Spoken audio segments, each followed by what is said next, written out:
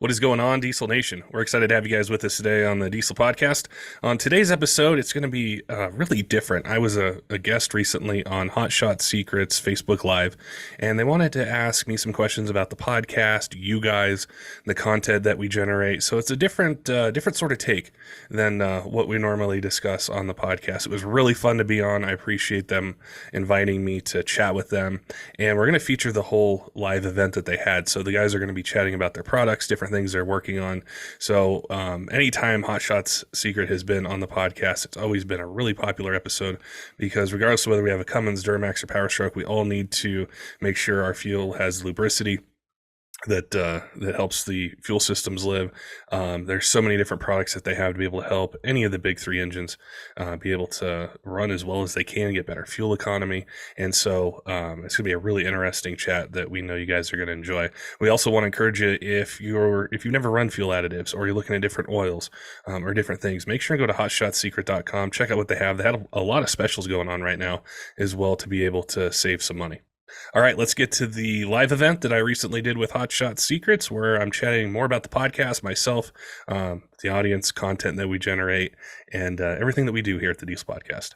We'll record a lot of video when we're out at events of the races, the trucks going up and down the track and everything. But, in the past couple of years, we've kind of focused to what we used to consider, B-roll and stuff. But it's like, no, the real nitty-gritty stuff is kind of behind the scenes and after the events, and listening to guys like Johnny Gilbert talk to Levon Miller about how they tune differently on two different things. And I just sit there in awe, like, oh my gosh, just listen to these guys. So you're right. Bringing that to the everyday guy on his couch on YouTube, that's pretty cool, man. That's a cool way to do it.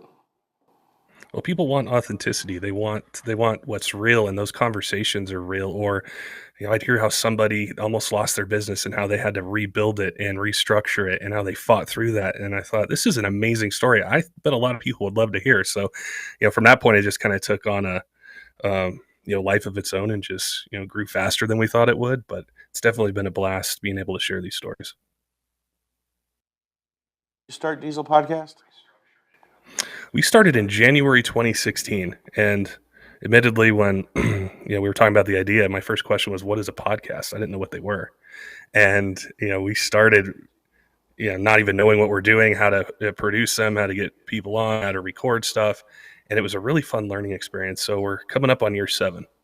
Wow, and you've grown tremendously, and uh, do you know your follower count? I think I was looking at it before and I forgot to write it down, but I know it's a big number now.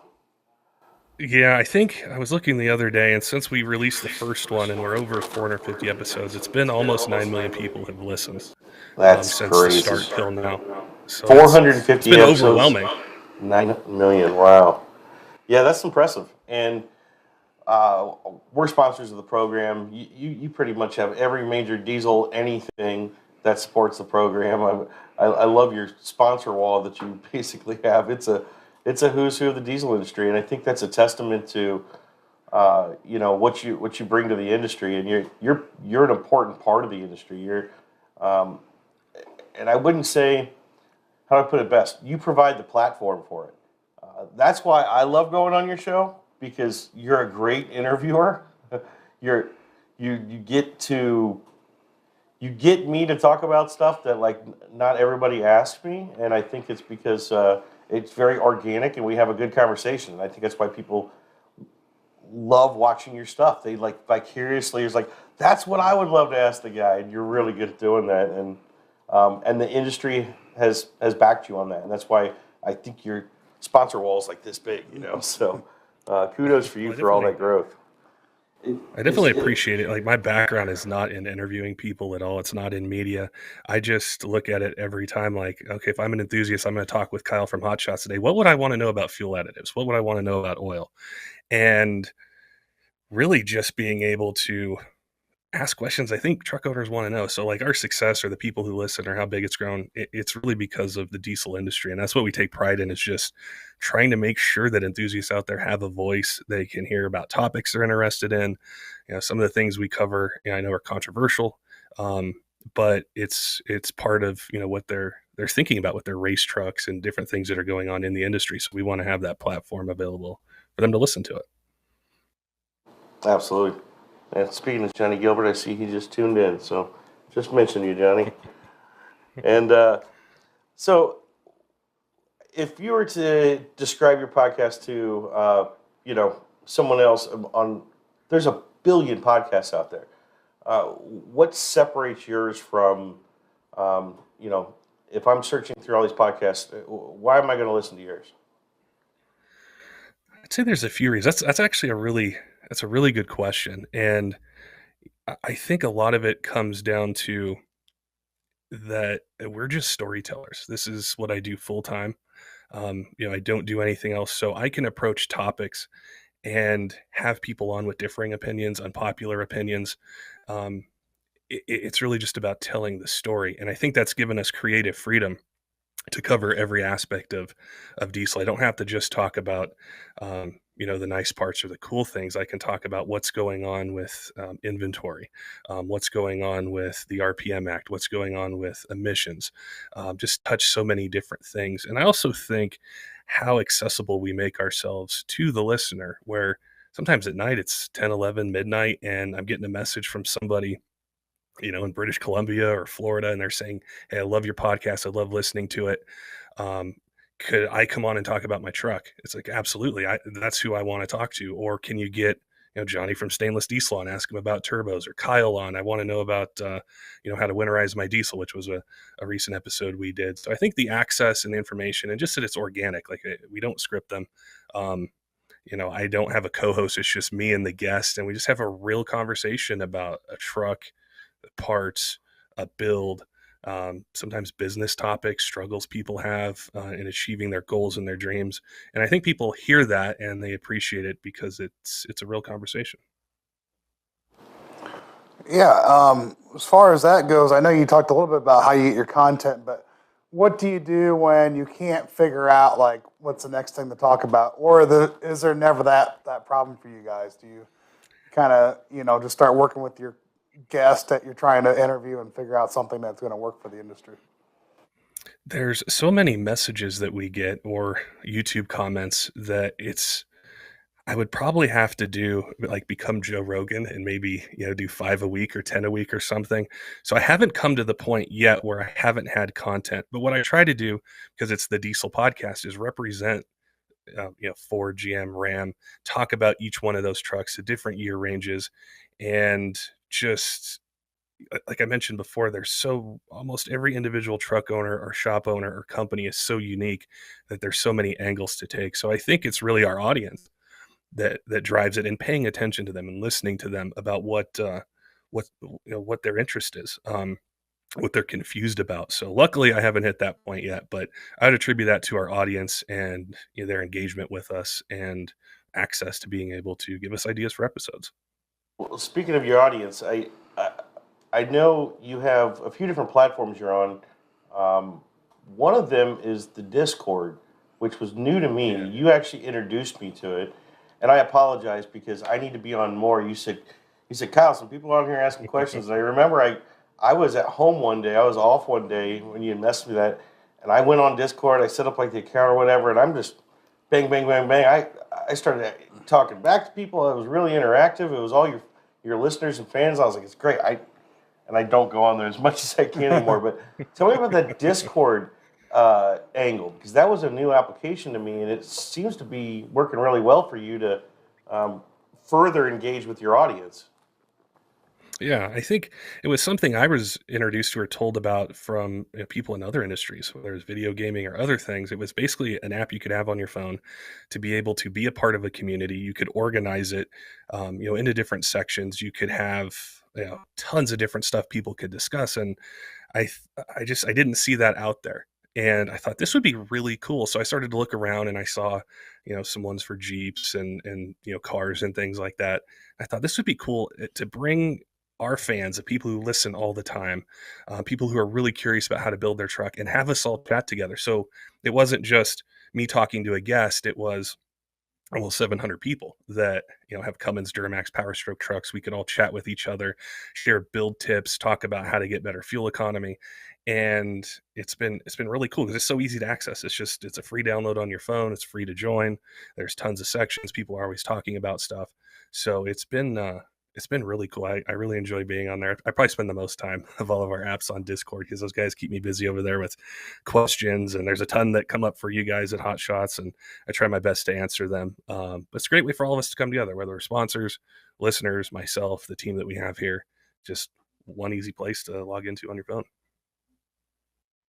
Bug me and say, Kyle, you need to log back in. I got questions pending for you. I'll go in there and answer them for you.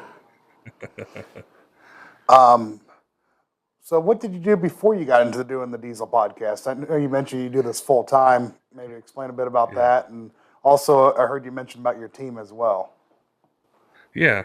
So, I mean, if I go way back, I wasn't involved in automotive or mechanics or engineering or anything like that. I actually started in construction, like straight out of college, and I did that for a while. And I enjoyed some of the logistics of it, and figuring things out and putting things together. And it was around the time of, 2009 or so, or 10.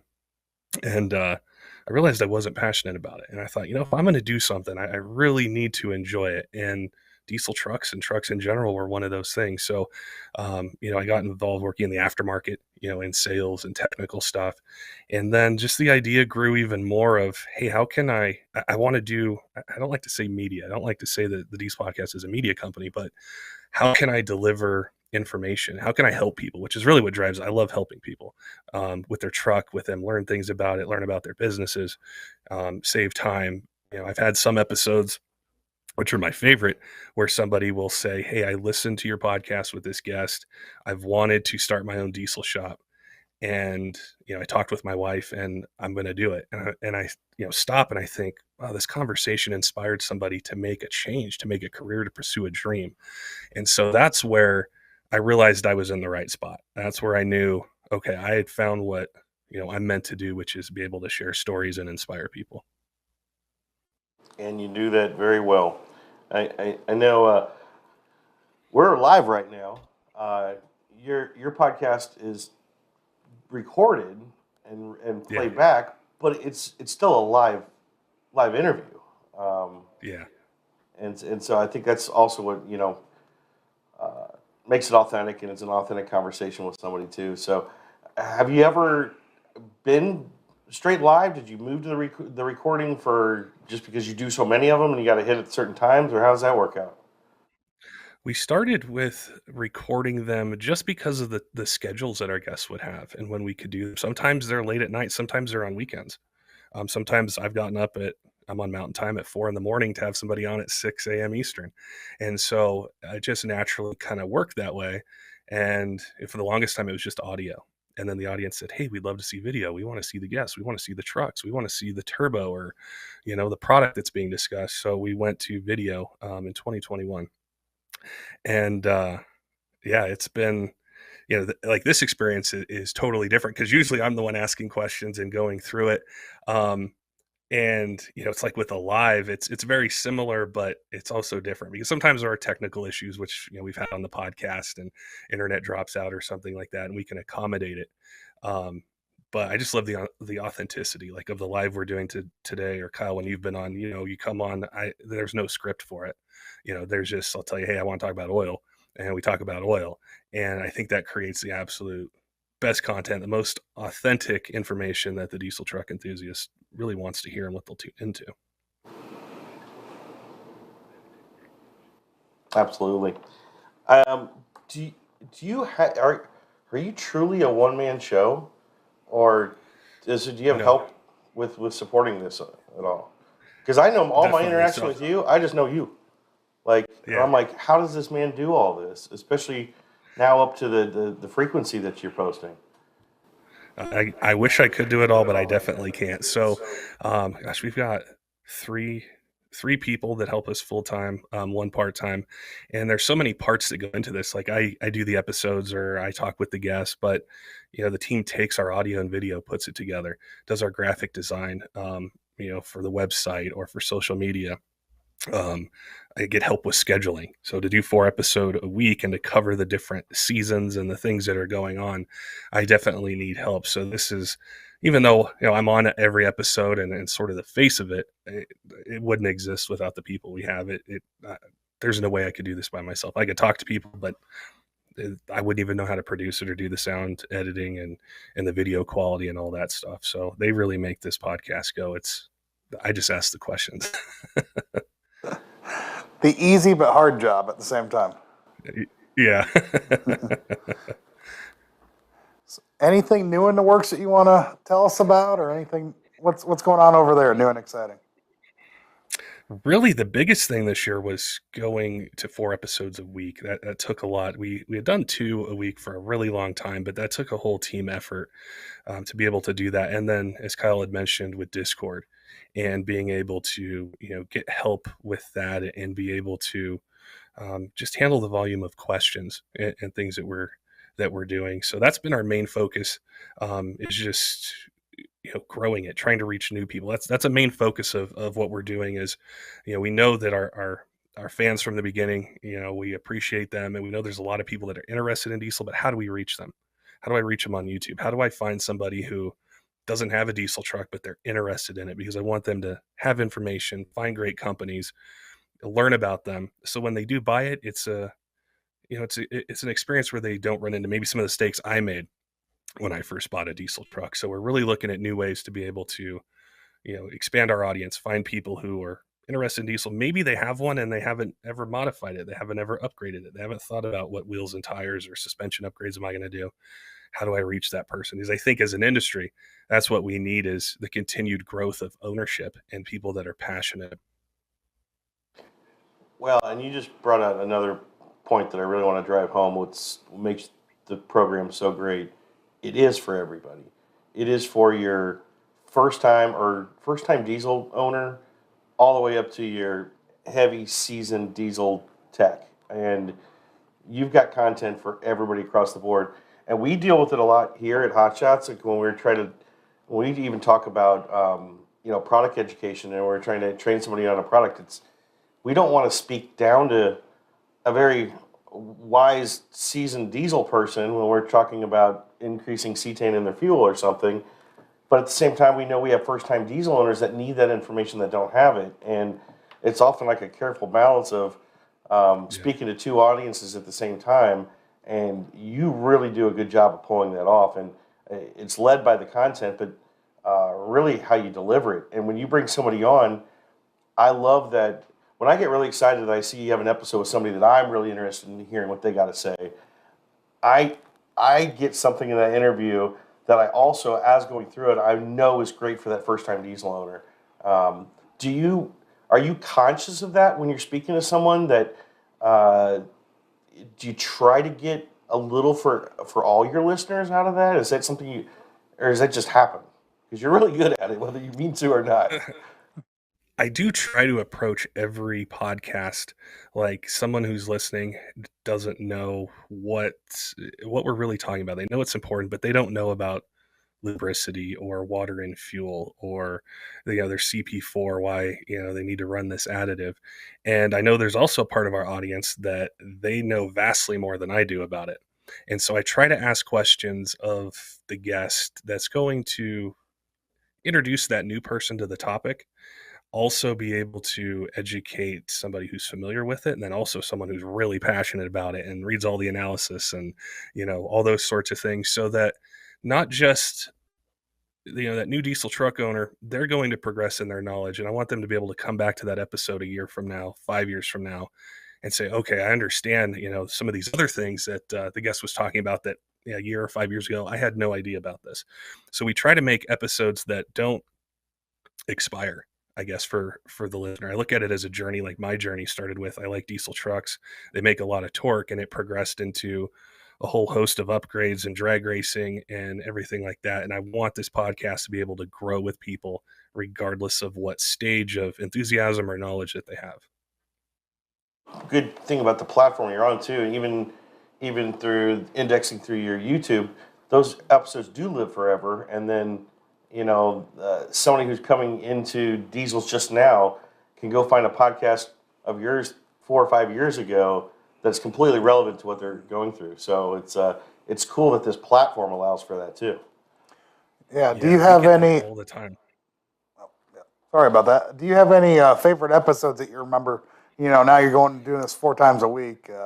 Sure, there's got to be something that stands out to you. The first what's your 5 favorite? were my favorite. That's really tough because we've had so many great guests on. I think the ones that really stick out in my mind are when I get to know the person behind the company, or they share things they would never really talk about. Like, Lenny Reed at Dynamite Diesel, he's a great guy. I love having him on the podcast, and he will talk about struggles with his business, or things he's done to manage or build his team that you would never hear about anywhere else.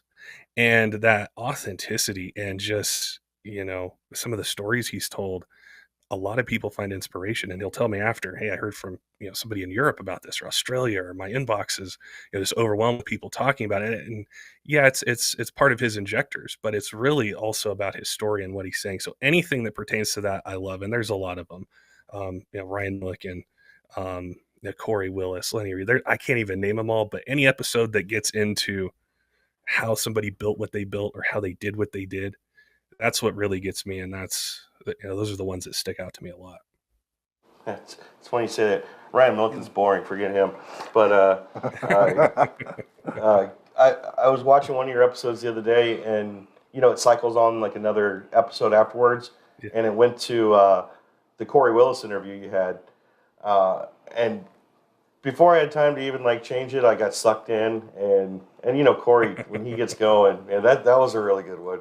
So what is the worst interview you've ever done? You don't might not have to name them, but there has to be a really bad experience that I'm curious about, because we don't do a lot of interviewing, but I know what it's like when I'm out in the field and I try to do like video content with somebody, and it's like, so tell me about this beautiful $250,000 race truck. It's fast. I'm like, oh man, so you have to run into those sometimes, right?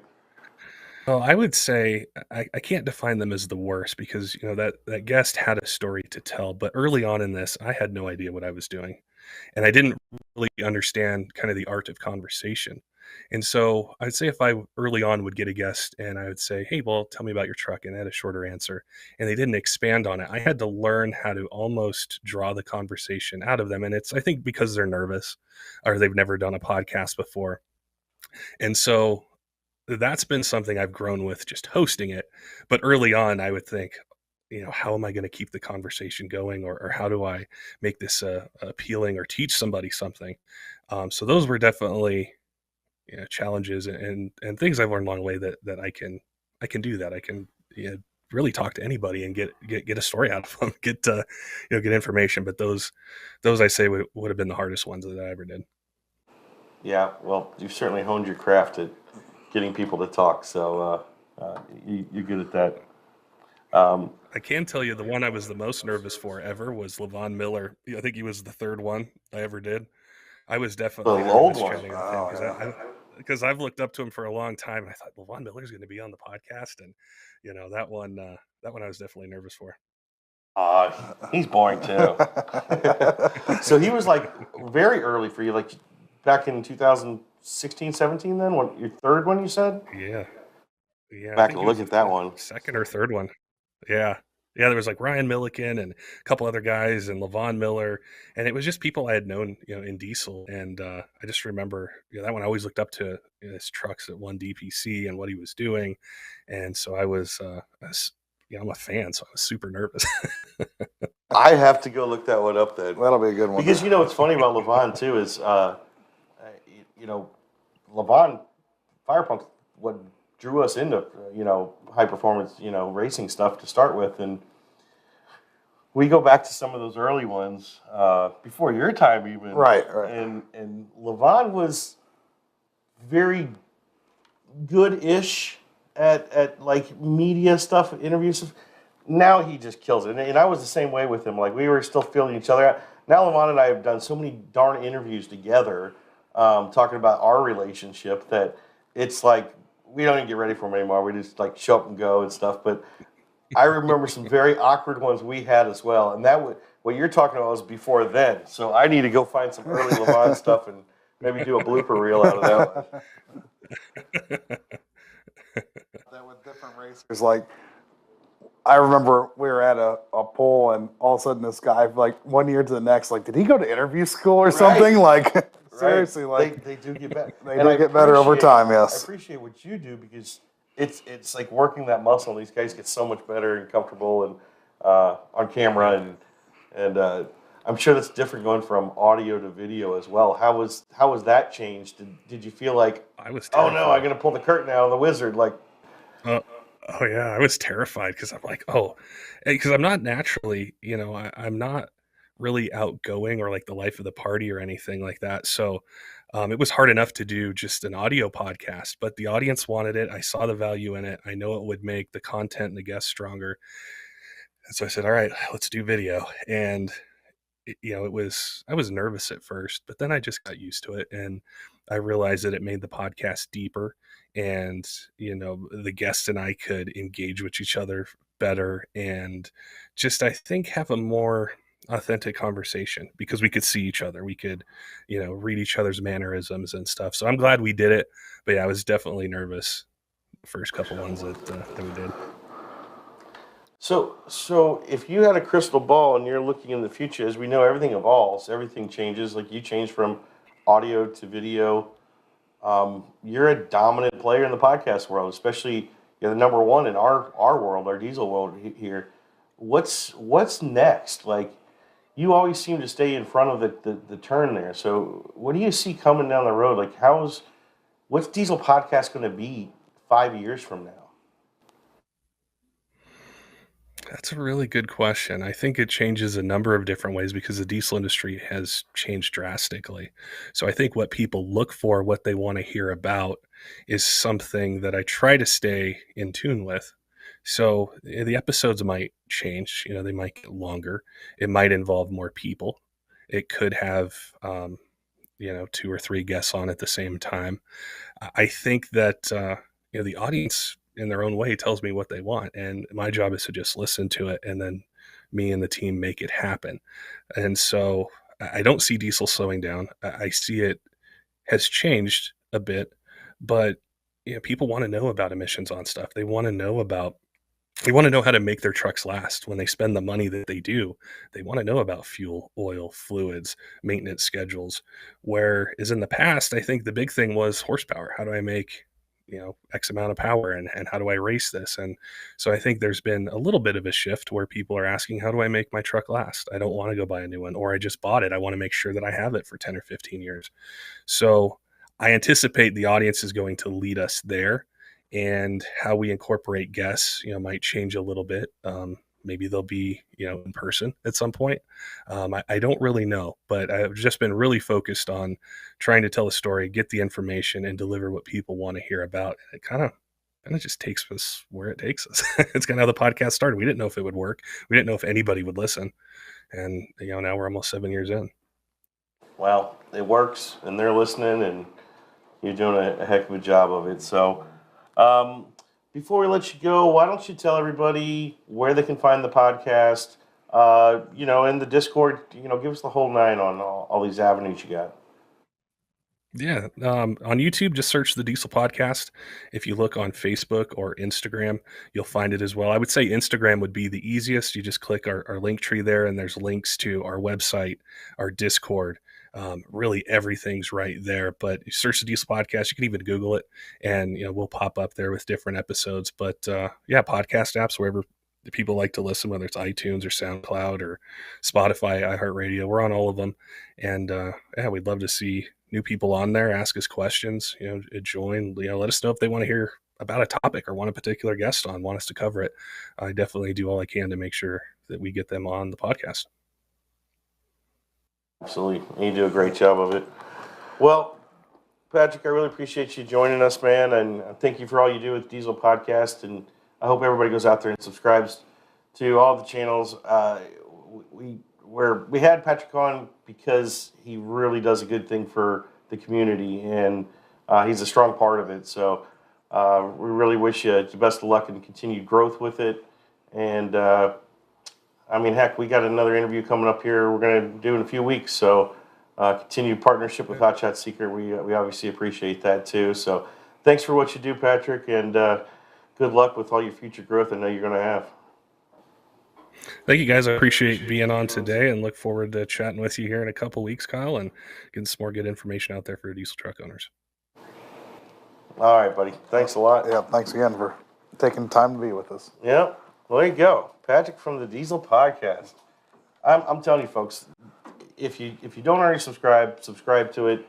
I know we have a big reach into the diesel audience, and we're dealing with it all the time, like we mentioned in there, from new owners, for the first-time diesel owners, to, all of our racing guys that are heavy into the most high-performance side of it. Mm-hmm. The Diesel Podcast has absolutely something for everybody. And he does such a good job in the way he interviews people that he gets these stories out of people, and he gets this content out of people, and it's just incredibly entertaining. It is, and you always learn something new. I don't care how much you know about this stuff. Like, every day it seems like I learn just something new in this industry. And I'm not blowing that smoke out there. It's right. So true. And the reason why I know it too is because when I get interviewed by him, I get questions from him nobody else asks me. And I do this media stuff all the time. He always has a way, and we could be talking fuel additives. You know how many times I've talked fuel additives to a camera, Right. But he has a way to get the right questions. And so I heavily encourage everybody out there to subscribe to Diesel Podcast. So big thanks to Patrick for coming on. We're big fans of him and the show. Yeah, I want to catch up on a few questions we had. Yeah, first off, we might have struggled a little bit there at first with the audio, but we got it all straightened out, hopefully. Okay. So, Marshall says, does the Blue Diamond G56 fluid have any temperature problems? Like, does it cause any shifting issues when it gets colder? Not that I know of. I mean, matter of fact, that's one thing we helped fix. Fixed. Yeah. I know standard ATF plus 4, which is what Mopar recommends to put in there because they don't have a fluid for it. So they tell you to put in an automatic transmission fluid in there. Has a lot of heat issues and shifting issues. Our specifically formulated G56 solves a lot of those problems. We actually, the first round of testing we came out with, like everyone says, oh, it's great. And then one guy finally said, well, it's a little stiff when it's cold. So the R&D guys went actually back to the lab, reformulated. Yeah, I know. We're right next to R&D over here. You see Aaron's over there. And yeah, Aaron was a big part of that. Yep. So we actually went back to the lab and brought another sample out to market. And that's when we kind of go, yeah, we're at a comfy spot. Like before we give up too much protection. Right. And I will say, not knowing the application exactly how it plays, the fact that the G56 fluid is a pure Group 4 PAO, that means it's doesn't need a lot of viscosity modifiers. It can operate at extreme different temperatures without much thermal impact. So we take that whole element off the table by the base oil that we use in it. You use a conventional or a Group 3 synthetic in that, and you have to deal with a lot more thermal properties. So I know that helps out as well too. And the other question we had from Norris over on YouTube was, there's a lot of talk about diesel storage. What's the best way to store diesel? Store diesel fuel. Yes. So, are we talking bulk storage? Of course. Okay. What other way would you store a bunch of diesel? Well, I didn't know if we were going from a rotating tank or just a long-term storage. Well, first of all of our diesel additives, fuel additives, have a stability product in there. So I believe, Diesel Extreme, if you're doing storage, you're probably going to use EDT. Get you the best bang for your buck and have everything covered there. And there's enough in there. I believe we do a year. We say at least a year. We think it's more like 2 or 3. Yeah, it's more like 2 at least. So you have plenty of room. And of course, with the EDT, you're still going to get all the lubricity and the injector cleaners and fuel system cleaner, the cetane boost. And one thing you always want to look for when you're storing fuel is not just the stability side of it, but also the water issues. Because you're going to, whether it's an underground tank or above ground, you're always going to deal with the water. So having a dispersion in there that helps separate the water from the fuel is a great thing to have. And I will throw one bone out there too. There's another great company out there that makes some good stability products. You ever heard of them? That one out of Chicago, maybe? I think there's one out of Chicago, yeah. Stabil's been doing stability for a long time. Especially on the gas side. Especially on the gas side. Yes. So they provide some good options as well. They do. The other thing is there's a rust and corrosion inhibitor in there too, which if you use a metal tank would be a big issue potentially with the moisture and everything that goes on with fuel. And not only just the metal tank too, a lot of times some of your lines, your fittings, you only need a little bit of metal in there to start to corrode that just, domino affects everything downstream too. So actually, kind of personal but funny story going along with that. My dad personal, it better be funny. Well, my dad's not a big fuel additive guy, but he just you haven't convinced your dad how important fuel are. We had a talk, and he was going to get, because he farmed, so he decided to get some bulk fuel stored ahead because he was a little afraid of the price volatility, everything else. Okay. He put EDT in at the low dosage in the storage tank, filled up his combine. Okay. He went out to fire it the next time. He goes, it fired up instantly. It's usually chug, chug, chug, chug, fire. It went right over as soon as he turned the key. He's like, so now he's a believer. Now he's a believer. All right. Yeah, it was funny. He wasn't listening to me. But when he decided to store fuel, and we said, well, we'll store some EDT in the tank because we only use it in summertime. And all of a sudden, it was that much of a difference. He's like, man, we got to make sure we got EDT here all the time now. Glad your dad trusts you enough to wait for the product to prove itself. I know. Hey, but he makes mean chicken noodles and mashed potatoes, I'll tell you that. Yeah. Shout out to this man's parents who have a catering business that fed all of Hot Shot's Secret yesterday. Yeah. Great meal that I needed. I saw Aaron just pass by. I wanted to put him on the spot on the G56 thing. Yeah. Do you have any other questions? Blake Norris up there. What's up, Blake? Yep. Norris chiming back in. Any reason the question reports a 21-day supply of diesel? So apparently they marked it at 21 days now. Yeah, I don't know. I don't have any opinion on that. But it's like a lot of things, It's not like they're not producing it. Right. So, yeah, I mean, fluctuation's going to happen. And yeah, it might be at a low level, but I know one thing that probably hurt a little bit is the recent hurricanes and the weather down south. But we get past this the next couple of days, it's all gonna. It's not a long-term thing. And here's the other thing. I believe I heard Chris talking about when you talk about a barrel of crude oil and the way they process it. The sad part, and this is why we're in business, because this is how bad diesel fuel is. It is the byproduct of everything else. It is pretty much the bottom of the barrel crap that's left over once everybody's come into a barrel of oil and pillaged all the stuff they want out of it. The more highly refined stuff like gasoline, that's a higher cut out of that grade. But the point I'm trying to make is you're always going to have the byproduct. Like you have to have this junk leftover diesel if you want gasoline.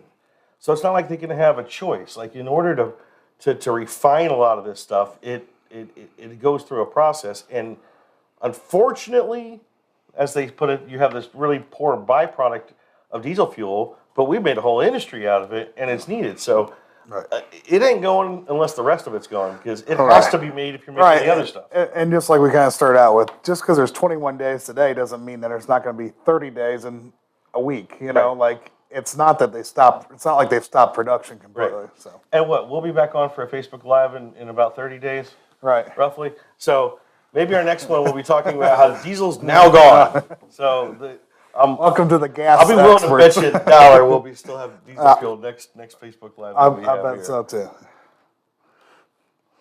Johnny Gilbert said, "What's up?" Hey, Johnny. Got anything else there, bud? No, that's any sales going on? We do. Starting, actually, it's Sunday. I want to say Saturday because last year it was Saturday. World Kindness Day. World Kindness Day. Yeah, we have a World Kindness Day. It's almost as if you look for reasons to have a sale. Yeah, sometimes. Huh. But out of the kindness of your heart, what kind of sale are you offering? Free Gasoline Extreme. Okay. With purchase over $77. 77. Yeah, it's lucky 7. It's a 77 anniversary of the Kindness Day? Yeah, maybe. Yeah. I don't know. We'll run with No, we like to have fun. it. Yep. Gasoline Extreme's a good product for It's a great product. great product. And, you know, we always say, not everybody has a diesel at home, but almost everybody has a gas at home. And if you have a diesel, there's usually a gas car. If not gas, you have gas lawn equipment or something. So all of our diesel family, you might be, you know, not interested in trying a gasoline stream bottle. Well, here's a way to get one for free, and you'll see how good it is. Right. And then you'll tell your gas friends about it. And It's partially that, and then also always like, you know what, we do so much for our diesel, side of the business. Always like to try to have something for our gas side every once in a while as well. So for those that are diesel guys, hey, hopefully you can take advantage of it and use it. If not, next special I bet will be for you. yeah. Do you want to make any announcements on gas products?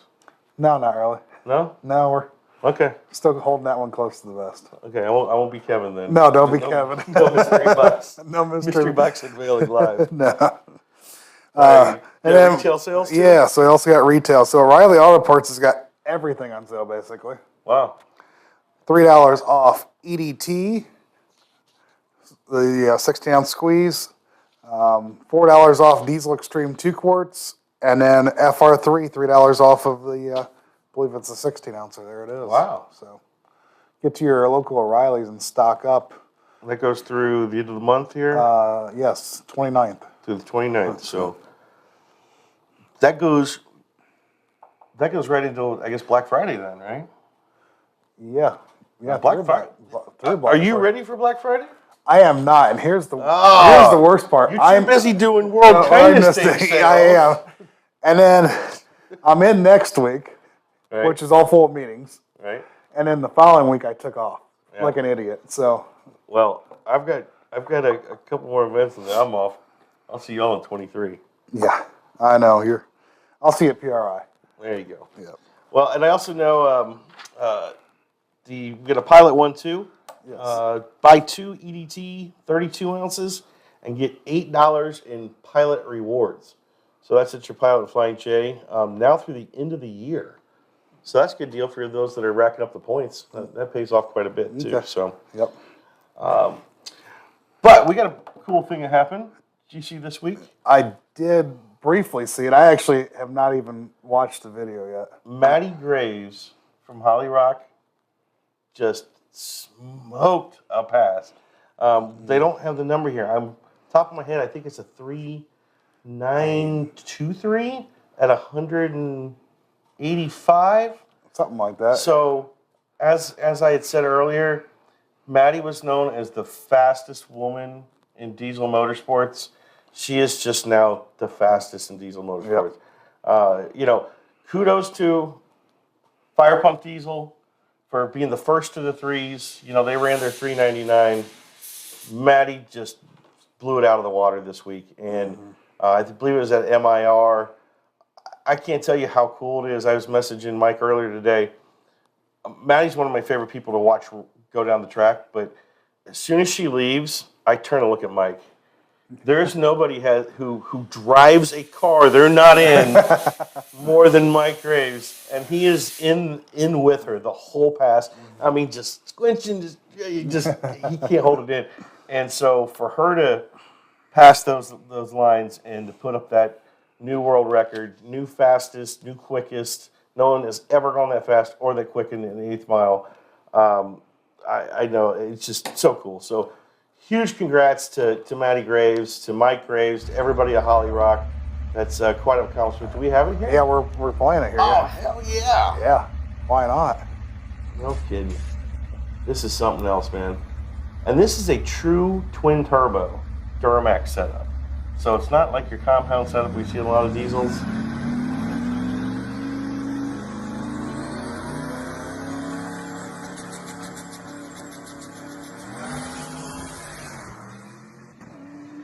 Man, just clean. Now Duramax has a unique sound. Oh, especially with the twin turbos. Yeah, especially. Yeah, if you haven't heard that dragster in person, it's something else, man. So, and they have been working so hard over the years, and I'm happy that we have more dragsters out there. You know, I mean, Jared Jones has been holding the stick for everybody for a while. And we've had a couple come in and out. You know, but when Holly Rock brought that out, and you could tell they were committed to it, it was like I was so happy for Jared. That we now get somebody to run all the time, and exactly, it's no fun just winning because you're the only one there. Right, Like it's great to an extent, but the fact that Maddie's come on, and they've made so much advancement so quickly that I think it's going to open the door for more people to be. As a matter of fact, Paul Vasco's got a dragster now that's out there. I heard through the grapevine there's a couple more. I know of one over here locally that's still getting worked on. So it'd be really cool to see the dragster class pick up, and stuff like that puts it on the map even more, and it's really cool. And we're happy to be part of the team. I told, you know what, I'll out Mike's message from earlier today. Sorry, Mike, but we're happy to be part of that program with them. And I got a really nice message from Mike earlier today, thanking us for the support. It was a 3.963 at 187.5. That's pretty crazy. But Mike sent a nice message thanking us for helping out, and they use our Hot Shot Secret adrenaline racing fluids. He was giving me some of the data that I was sharing with R&D here today. He said, "Thank you for all your help and support for Maddie and our team this year. I know 100% for sure we would not have never set the record without your amazing products. Before we switched over to your oil, they were only seeing about 15 pounds of oil pressure at idle. And every pass they would spray oil out of the catch cans. Now, since using the adrenaline oils, they're seeing 27 pounds of oil pressure at idle and not getting anything in the cans. So that's a big change. And then they also are running our transmission fluid. I believe they're on our nano shift. And he said they dropped several degrees of heat before moving over to our trans fluid. Before they would, the PSI was so high it was trying to push the crank out of the block. So they also use our LX4. So just want to reach out and say thanks. And I told Mike how much we're proud of them and everything. So really cool. And it's nice having another one of the threes. It kind of backs it up even to an extent. It is. Like it's not like there's this one supercar out there. Like no, there's right, and a bunch of them are right on the line. Like it's Jared Jones is right there. Right. I mean, he just needs the plans to line a couple times. He's right there. We've got quite a few others, and then obviously I talked to Loewen the other night. When I saw it and stuff, because I called him to tell him how he's so slow, anymore, and like how he's a has-been and all that stuff. So, but he had a good laugh. He's really happy for it too, and they've got a new car coming, and that they're really excited about. And I can really tell from Loewen, like he was excited. Like he didn't want the record anymore. Like this gets them something to shoot for, and that's why I love this industry. Like everybody feeds They don't have to try to reset their own record now. Now they get to chase after someone. It's more fun. Like, let somebody else have the target for a while, But if you know these people, they're all friends. They all they all help each other, and it's what's so great about this diesel motorsports industry is how they all pitch together to advance the industry as a whole. And now they've brought the industry right on the doorstep of the gas world. And watch out next year, some crazy stuff's going to happen too. So I believe so. It's just crazy how much diesel's advanced in the last couple of years. I know on the drag racing side, and I've seen it from the tractor pull side from my decade of experience there, just how much difference in horsepower we're making 10 years later. It's just crazy. Yep. So congrats to Maddie, everybody there at Holly Rock. Really proud of you guys. And we'll see you soon. SEMA update. Yeah, it was great SEMA. Crazy week. Big shout out to Hercules, Anthony Smith. It was great to have his car out in the booth. It got a lot of attention. We had so many people stop by and go, "Man, it's so cool to see a real car." I'm like, "What do you mean real car?" They're like, "Oh, Lamborghinis, Ferraris, all this stuff. There's a dime a dozen around here, but like a real street car." Real car that actually gets dirty and goes out on the street. And I'll tell you what's cool is we brought him in on late on that Monday. Most of the cars were already in, so a lot of the booths were already set up, and we pulled that car in, and to hear that, and he has a small block in it at the time, right, with that big Pro Charger on it, and to hear that exhaust just pound throughout the building, like everybody stopped setting up their booths and just turned and just watched, just pulled their cameras out. So, But we really enjoyed having Anthony out in the booth, and thanks to him, thanks to everybody who stopped by the booth. We added a bunch of new dealers. We got a bunch of new business opportunities. Just seems every year it's more and more and more and more. Just Right, all the time. I just can't keep up with it. You know? I know. Every year it's more and more. So.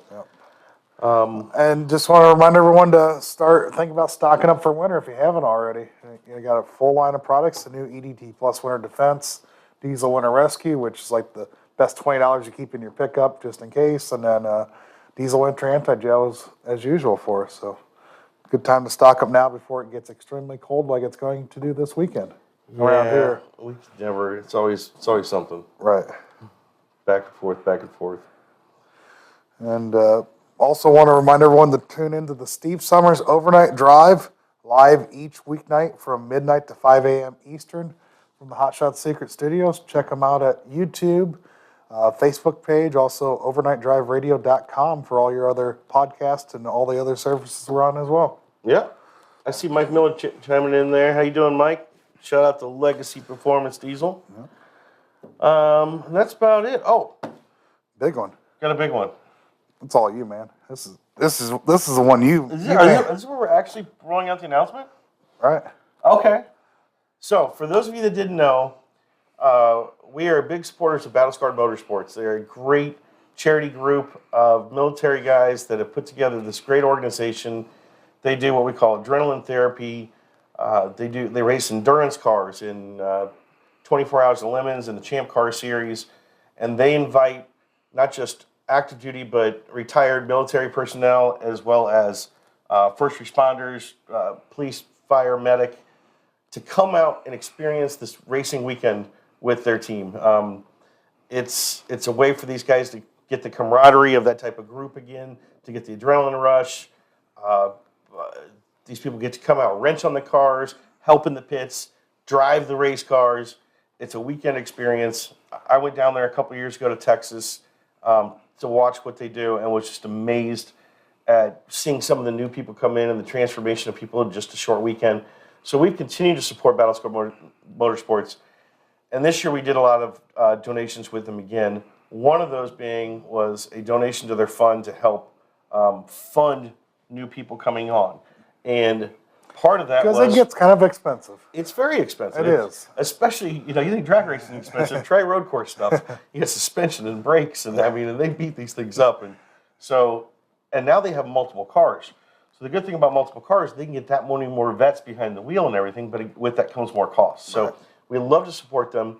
Well, we put up a contest for you out there to nominate someone you know that's either military or police, fire, medic that could benefit from such an experience. And we're going to pay an all-expense paid trip to Battle Scarred Motorsports' next race, which is next weekend. And they will be racing down at the NOLA Motorsports Park in New Orleans. And we had a lot of submissions. We had a lot of great, worthy people that were definitely deserving of the trip. But we're announcing our winner right now, right? Right. All right. So congratulations goes out to Brandon Wood. He's our winner. He is, I've already been in contact with him, so it's not news to him, but it's news to everybody else. Brandon also, he's out in Arizona. I'm trying to remember off the top of my head. I'm pretty sure he's an Air Force vet. Yep. Oh, it is, yeah. Right here. Yep, spent 13 years in the U.S. Air Force as an EOD tech, which those are the bomb disordinate guys, I believe. And he served 3 tours in Iraq and Afghanistan and was forced to retire because of a back injury. He's now in the diesel in the diesel industry, so that worked out great for us. And he's out there in Arizona. We are flying Brandon down to New Orleans Thursday. I'll be down there with Matt, our film guy. I'm heading down to document the whole weekend. We're taking Matt from the airport, dropping him right off with the boys at Battle Scarred Motorsports for a weekend of fun. He's going to absolutely love it. He does not know what's coming for him. I'll tell you, talking to him, it's one of those things when you do one of these giveaways, you really hope you get a good person. I'm telling you, man, we got the guy. Brandon is so deserving of it, and he is going to just soak all this in and have an absolute blast. So I'm so excited for it. I'll be heading down there to New Orleans next week with him, and we're looking forward to it. Shout out to our guys, Brian from Battle Scarred Motorsports, and everybody else in the organization. We love what you do. We continue to support you. And this is really a good day to say it, too. If you want to give back, go to their website. I believe it's battlescarredmotorsports.org. I believe it is. And there's a donate page on there. And, just a great opportunity. Your liquid death is everywhere. Liquid death, yep. But seriously, it's But not only that, I'll tell you, there's a lot of good charities to give to, and we're getting towards the end of the year when people start opening their wallets a little bit for the holidays. They'll take a giant donation. Trust me. The more you can donate, the better. That's the more people, more veterans and first responders we can get behind the wheel. Mm-hmm. I will testify. I'll put my name on it. There is nobody who stretches every single dollar that they get better than these guys. I mean, they use everything to the T. So if you can't donate a lot, here's what's really cool about these guys. You can donate very little. They even have a little part of their website you can go to that takes you to their Amazon wish page kind of thing. They have what they need for all the cars. So so you can feel confident and you can feel like you really, played a part in what they need rather than giving them, $5 to the donation. Go to their Amazon page. They might need brake pads or rotor bolts or different types of things for the vehicles. You could buy those. Just go on there and you punch them out. Or next time you're on Amazon, you can just add it to the cart and buy them a $10 part they need, and then it just comes right to them. And it's a great way of donating, and it's still your tax-deductible donation. Amazon's got it all set up, so it's a really cool service. Yeah. They also participate in the Amazon Smile program, where you get part of your purchase goes to a charity like that. So sign up for that as well through their website. A lot of people don't know about that. Right. And it costs you nothing.